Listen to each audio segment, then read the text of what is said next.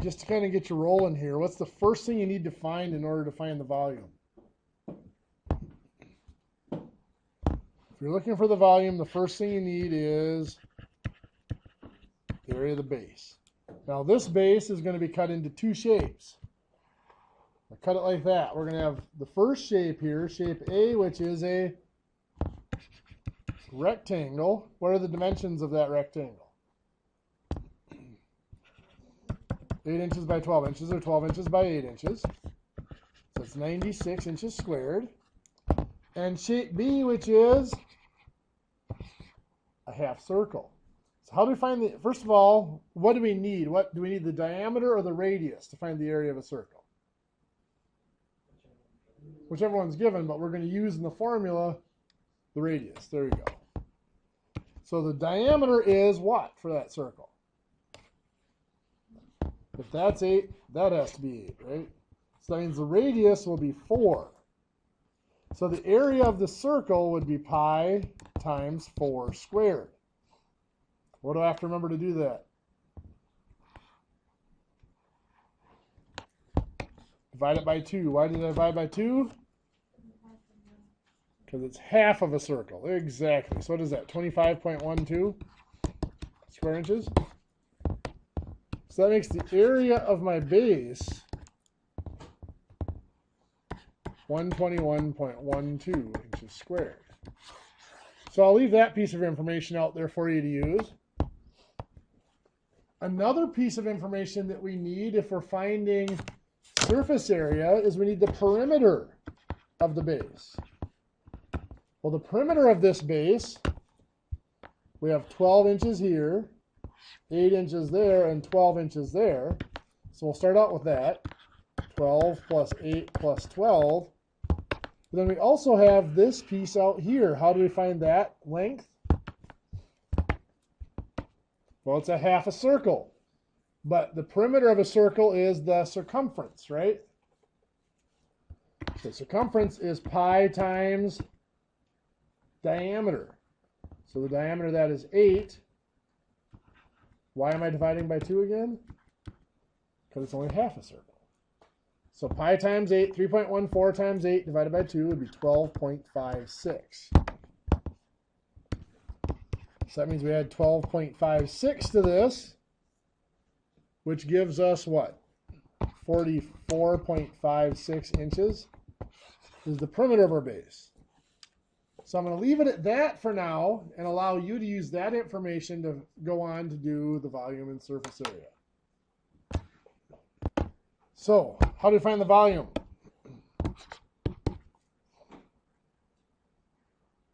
What do we need to know the volume? For the area of the base and the height, 10 inches. So 121.12 inches squared times that height of 10 inches is 1,211.2 inches cubed, inches to the whole. That is our volume.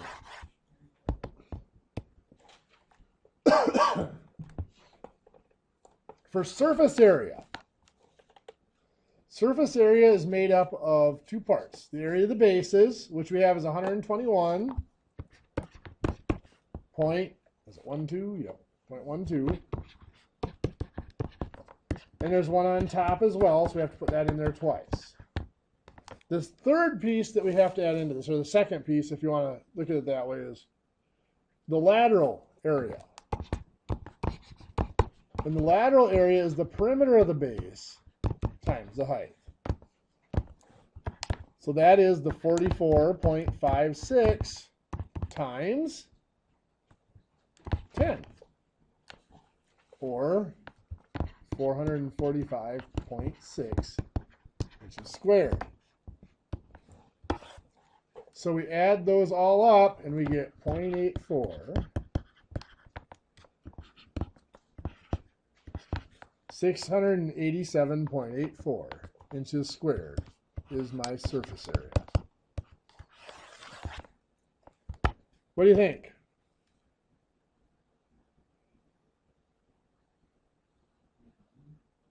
Do another one?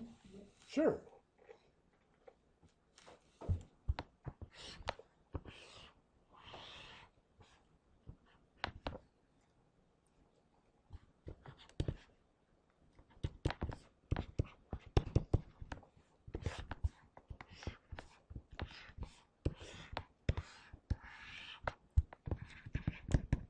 try that one, volume and surface area. First, what's the base going to be? The base of this one's going to be that triangle right there. So I'll give you that much to get you started.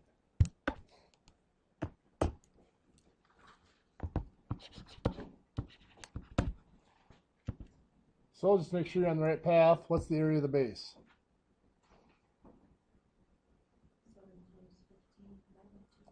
Perfect. So 7 inches times 15 inches divided by 2, which is 53.5. What's that? 52.5 inches squared. So that's the area of our base. Why is it divided by 2?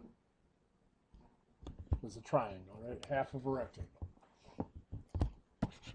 Does everybody have the volume, or you need a couple minutes for the volume? Ready for the volume? Okay, so the volume then is going to be the 52.5 inches squared times 20 inches, which will give us 1,050 inches cubed.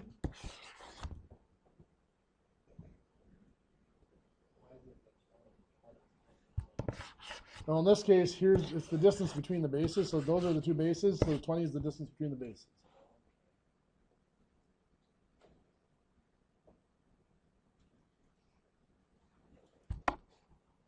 Now for surface area,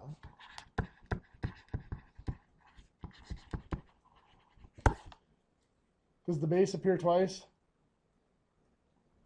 Yes. So we got 52.5 twice. Because we got one base here and one base back here. So all that we have left is that lateral area. And to find the lateral area, we need the perimeter of the base. So we've got 7 plus 15, but we need the third side. How do we get that third side? Perfect.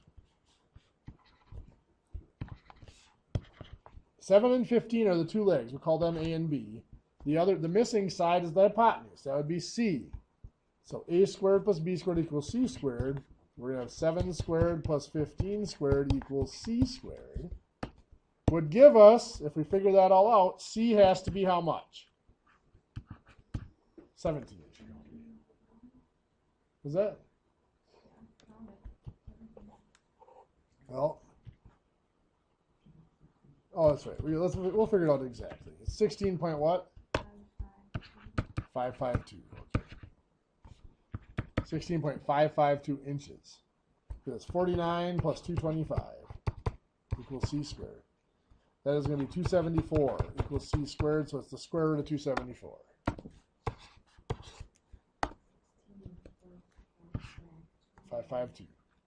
So we'll go with that. So then our perimeter is the 7 inches plus 15 inches plus 16.552 inches, which is going to give us 38.552 inches is our perimeter. So that means our lateral area is the perimeter of the base, 38.552 inches, times that height again, or that distance between bases of 20 inches, which is going to be what? 77.14.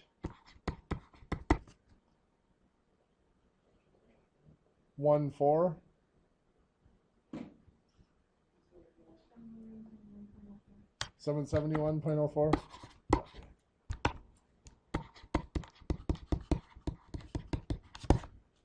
So what does that give us?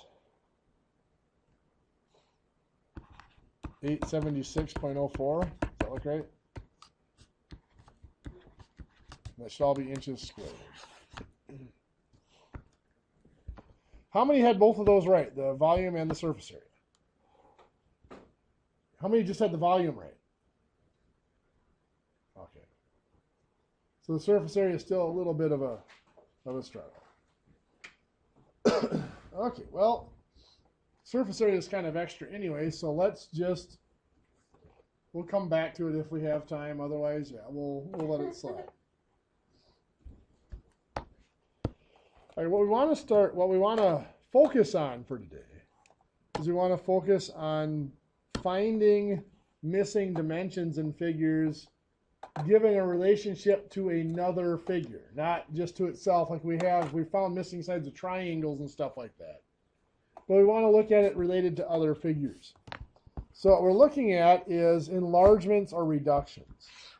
If I have a triangle like this, and let's see, and I'm going to do it this way for now just to emphasize. If I blow up that triangle to make it larger, every side of that triangle has been increased in size by the same factor. It's multiplied by the same factor. So let's say this original triangle was 8 inches, 14 inches, and 16 inches on the sides. If this new triangle here is 12 inches on this side, how do I find the missing sides? I'm just going to call them X and Y for convenience here. Well, the relationship from the known side. Now, first of all, I have to match up the sides. Now, you watched me enlarge this triangle, so you know that this side goes with this side. This side goes with that side. And this side down here goes with this side here. But if we didn't know that, how would we figure it out? Well, we would have to go off the angles. You would have to be given that those two angles are the same. Then any of the other two angles. Any 2 out of the 3 angles really is all we need. In a triangle, the angles always add up to 180 degrees. So if you know that 2 of them are equal, the third one must be equal. So anyway, the 16 here is between this angle and this angle. So that has to match up with the y over here because it's between the same 2 angles on the other figure. When you enlarge the triangle, the angles do not change. It's the length of the sides that do. So anyway, now that we've confirmed which sides are related, we can look at the side where we know its length in both figures. And which side is that? The 8 that became a 12. And it doesn't matter which one I put on top or bottom. I can do 8 over 12. I could do 12 over 8. What matters is how I match them up. We're going to create a proportion here. So we're going to have another fraction or another ratio over here. Let's say I want to find the x. Is the x going to go on top or bottom of this figure? It's going on bottom because it's from the same triangle as the 12. So it has to be linked with the 12. Now to figure out what goes on top, of course it has to come from the other triangle because the 8 is from the other triangle. But it also has to be the side that's corresponding to the x, which is the 14. So because this triangle was enlarged, the relationship between the 8-inch side and the 12-inch side has to be the same as the relationship between the 14-inch side and this side labeled x. How do we find the missing value? We cross multiply. 12 times 14 is 168, right? Divided by 8 is 21. So the length of side x is 21 inches. For side y, I can still use the 8 and the 12. Does y go on top or bottom? Still on bottom. Still from the same triangle as the 12. What's going to go above it? 16. Perfect. 16 is the corresponding side from the other figure. So it's going to be 12 times 16 divided by 8, which should give us y is 24. So side y is 24 inches long. Any questions there? This one's not so bad, is it? Possibly.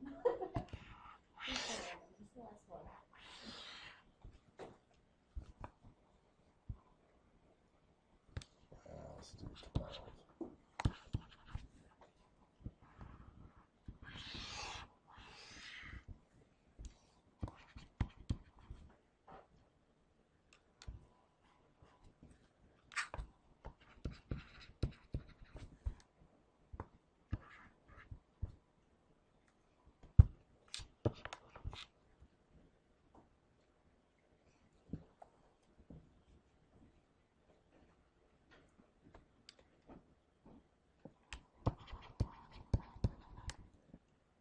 in your notes, try to find sides A and B.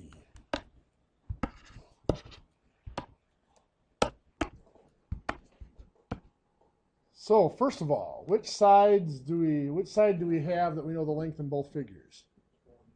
12 and the 9. So 12 over 9. Very good. Let's find side A. Where's A going to go? On the bottom, because it's from the same triangle as the 9. What's going to go above it? 48. So we will cross multiply and divide. 9 times 48 divided by 12 will give us 36 centimeters. How many of you had 36 for side A? You see what you did? No, I had 36 for B. For B? So you matched something up wrong. You had 12 over 9, right? Or 9 over 12. 9 over 12. Then did you have A over 48? I had A over 39. Okay, so you matched A up with the wrong side. You got to match, side A has to match up with something from the other figure.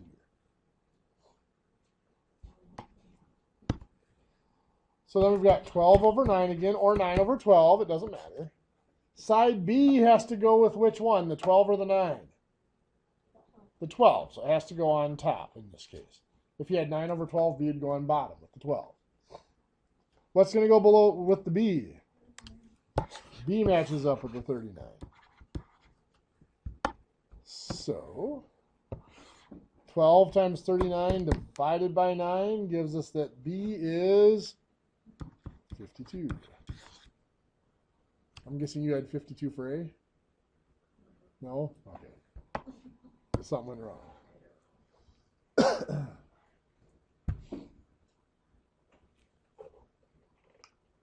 Okay.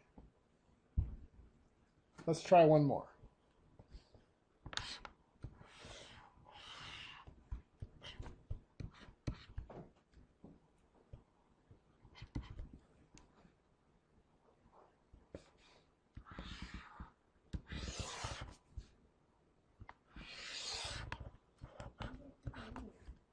What's that? Why are you flipping the shapes on me? I can't draw them. You gotta flip them, so it's a little bit of a challenge. Oh, yeah. Just a little bit, right?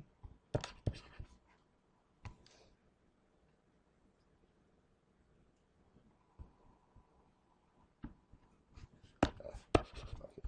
Make sure I can actually do this.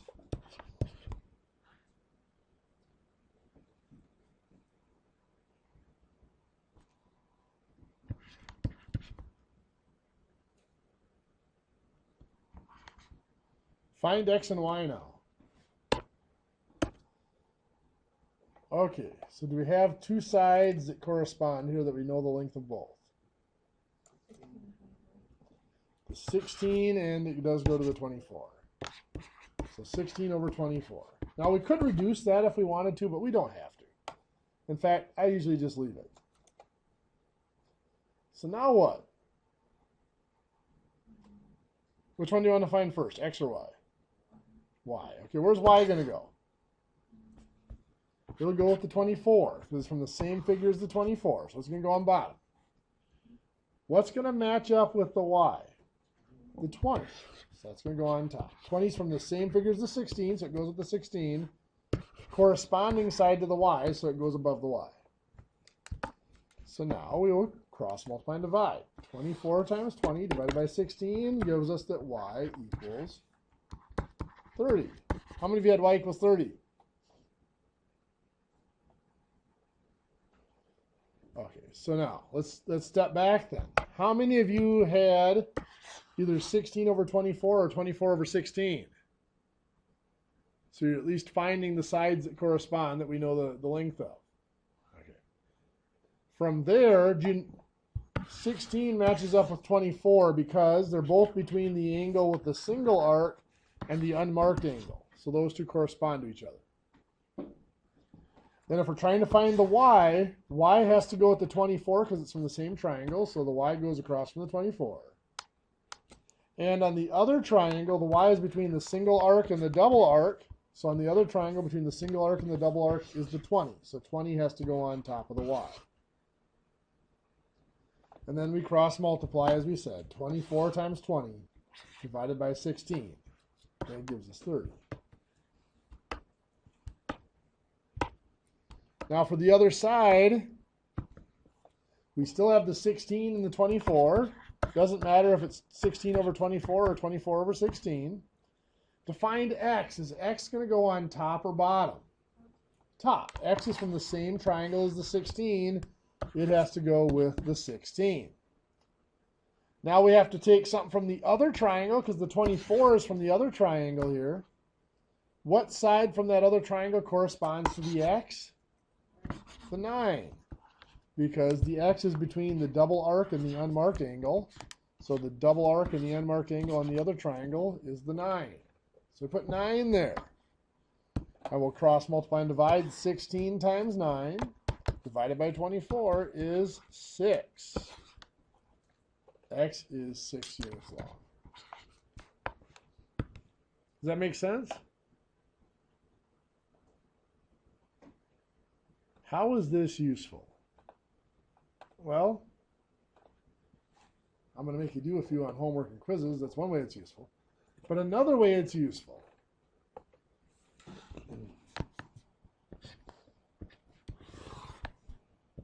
Well, we'll get to that one. This one's more fun because I get to pretend to destroy stuff.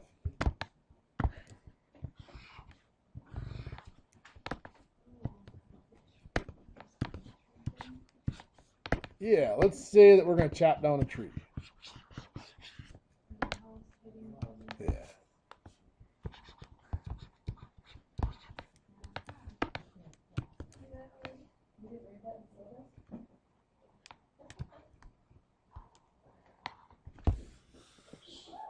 Bless you. You'll have to ignore my artwork. I really suck. That stick figure turned out better than average for me, just so you know what my talent is when it comes to art. It's a chainsaw. There. I'll put little teeth on it for you. Is that better? There. Why is he hitting the tree with a fuzzy baseball bat? So anyway, he's going to saw down the tree. But the tree is relatively close to his house. He wants to be sure the tree is not going to hit his house. Well, somewhere up here is the sun. And of course, the sun causes everything to cast a shadow. So the tree casts a shadow.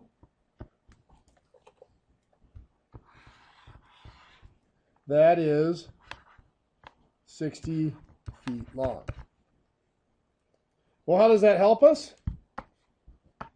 Well, let's say our happy homeowner, well, our for the moment happy homeowner, casts a shadow that's 4.5 feet long. The distance from the base of the tree to the house is 65 feet. Our happy homeowner here is 5.5 feet tall. Is this tree going to hit the house? Well, first we have to identify our triangles. We have one triangle right here, which is the homeowner and their shadow. So I'm going to draw that one off here to the side. This is 5.5 here and 4.5 down here. Our second triangle involves the tree and its shadow. I'm going to draw that one down here. The base of that, the shadow, is measured at 60 feet. We want to know its height. So looking at those triangles, do we have a pair of sides that we know the length for both? Yeah. Yes, we do. And what is that? Yeah. Oops, sorry. I circled the wrong one. I was aiming for it. It's the 4.5 and the 60.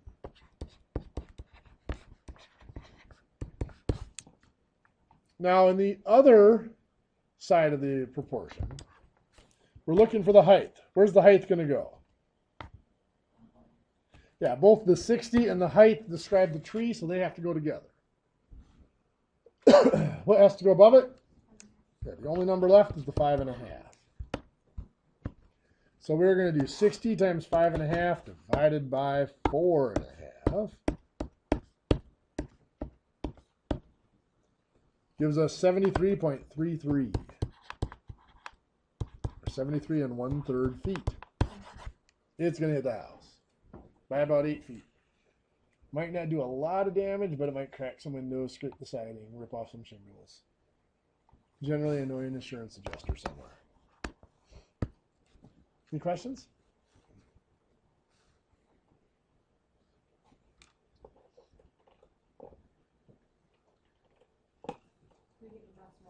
You want to draw some more? Sure. Sure, why not? Should probably put that in your syllabus. That's art. The art is required. You better What? learn how to 3D shapes too. Pretty They're not here in screen. Sure.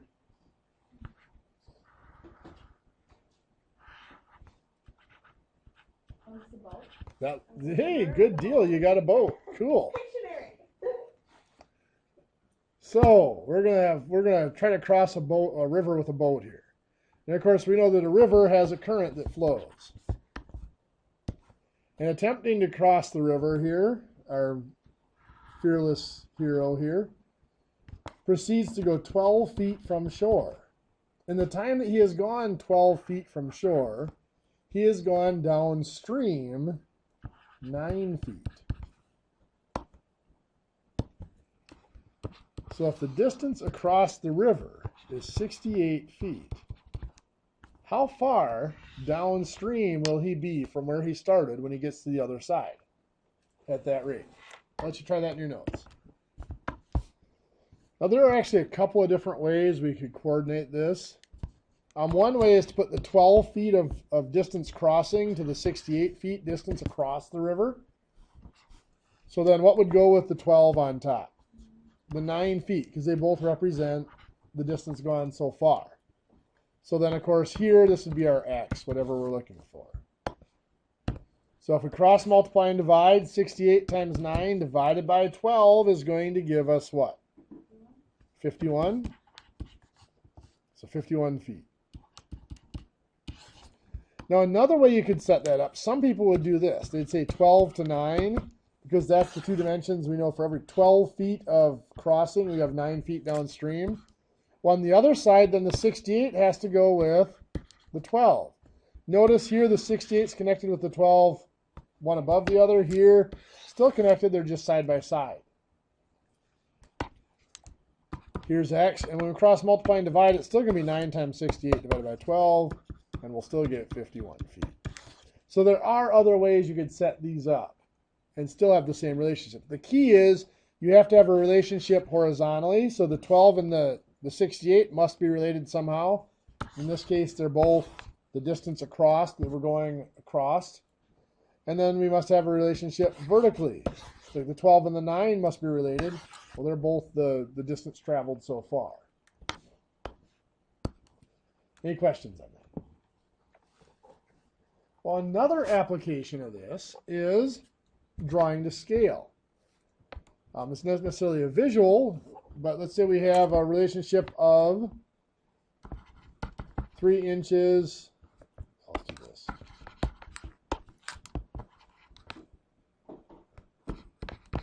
Three-quarters of an inch equals 10 feet when we draw something to scale. So what that means is it's not a ratio now because the units are different. It's a rate.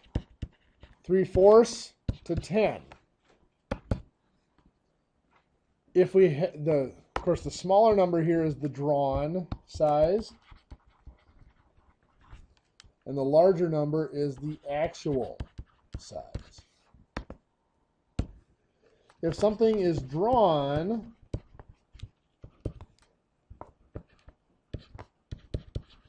4.5 inches, what's its actual size? So going over here, where's the 4.5 going to go? So it has to go with the other drawn dimension. So on top. So we cross, multiply, and divide. 10 times 4.5 is 45. Divided by 3/4 is 60. So the actual dimension of that is 60 feet. Using that same scale, 3/4 of an inch equals 10 feet. How long would something that is actually, what did I put in here? How long is something that is actually 40 feet going to be drawn?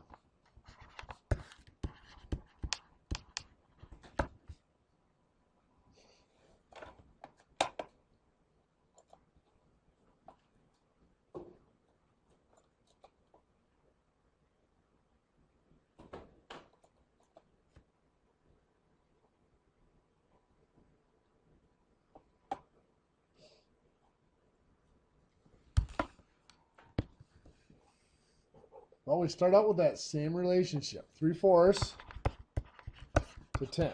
Where's the 40 go? On bottom. We cross multiply and divide. 3/4 times 40 divided by 10 is 3 inches. Perfect.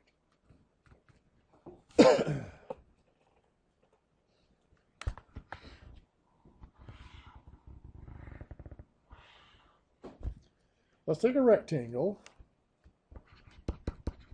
that is 3 inches by 5 inches.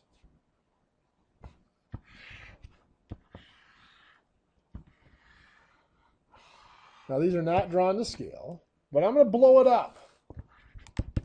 The width is now going to be 9 inches. What's the length going to be?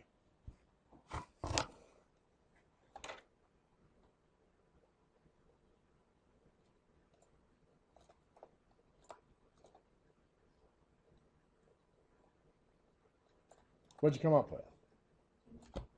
15. Very good. We would have 3 goes to 9 as 5 goes to x. Cross multiply and divide. That has to be 15.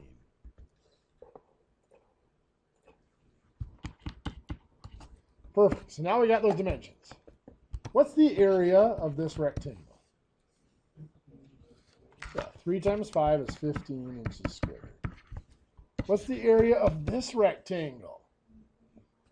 9 times 15 is 135 inches squared. The ratio of sides, the ratio of lengths. I can do 3 over 15, or 3 over 9, or 9 over 3. I'm going to do 9 over 3, which reduces to, 3 to 1. Is my ratio of sides.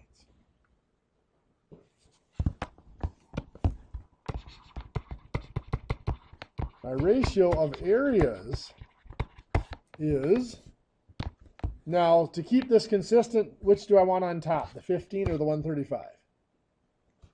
Over here I put the bigger one on top, so I got to keep the bigger one on top here. 135 to 15. If I divide that out, both of those do divide by 15, but it's a 9 to 1 ratio of areas. The ratio of areas is not the same as the ratio of lengths. Let's look at another example and see if we can come up with a pattern here. Let's take a rectangle that is 2 inches by 4 inches. And this time I'm going to blow it up. So the length here is 8 inches. What's the width have to be?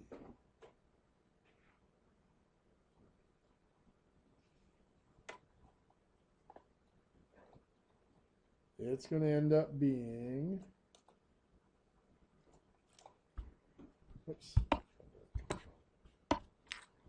4 inches. How did I get that? Yeah, the 4 is double to make 8, 2 is double to make 4. Or 4 to 8 equals 2 over blank, cross multiply and divide. What's the area of this one? 8 inches squared. What's the area of this one? 4 by 8 is 32 inches squared.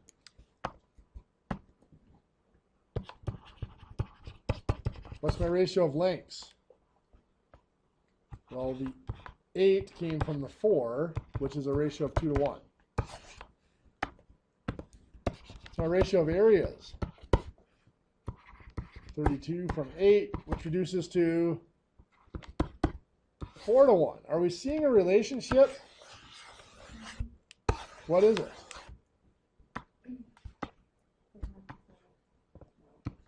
Not half, but they're... What's 3 to 1 squared? 3 squared is 9, 1 squared is 1. 2 squared is 4, 1 squared is 1.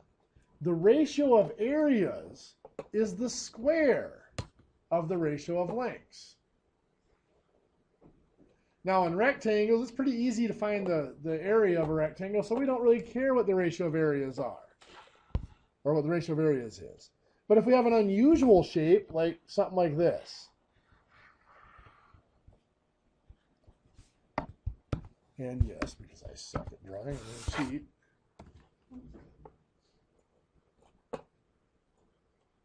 And yes, I will give you time.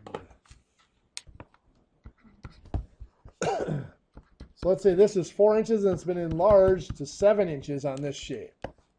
And that we knew that before, what's that? Looks like a thumbs down. It does kind of look like a thumbs down, doesn't it? That's weird. So anyway, I'm distracted. So that we knew that before this was an area of 751 inches squared. What's the area over here? Well, to find the ratio of areas, we're going to first take the ratio of lengths. What's our ratio of lengths? 4 to 7, 7 to 4, either one, right? Now we're going to use that to find the ratio of areas. How are we going to do that? Square it. What is 4 squared? 16. What is 7 squared? 49. So our ratio of areas is 16 to 49. Now where does the 751 go? It comes from the figure that had the side of 4. Here's the 4, so it has to go on top, right? 751. So we will cross multiply and divide. 49 times 751 divided by 16, which is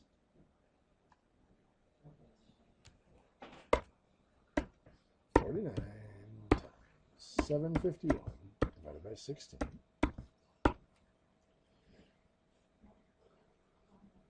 229.94 or 2299.94, is that right? Inches squared. Does that make sense? Sure?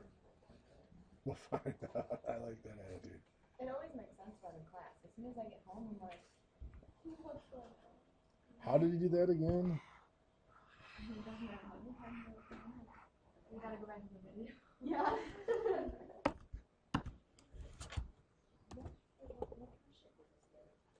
Just something that kind of came out. It's a fun shape. How about that? How's that for you? It does kind of look like a moose antler, doesn't it?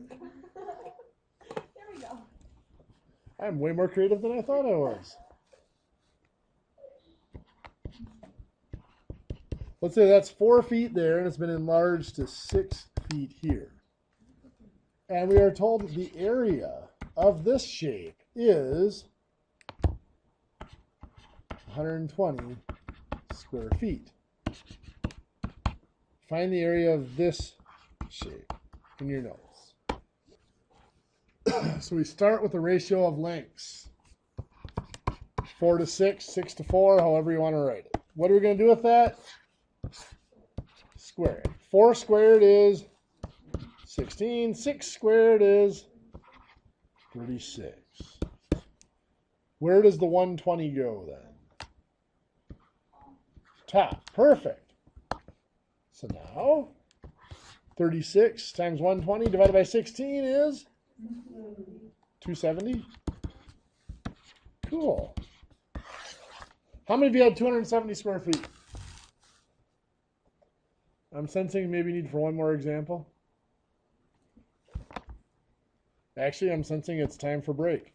It's 4:24, so let's take our break. Let's come back at about 4:34, and we'll start up again. Sorry about that.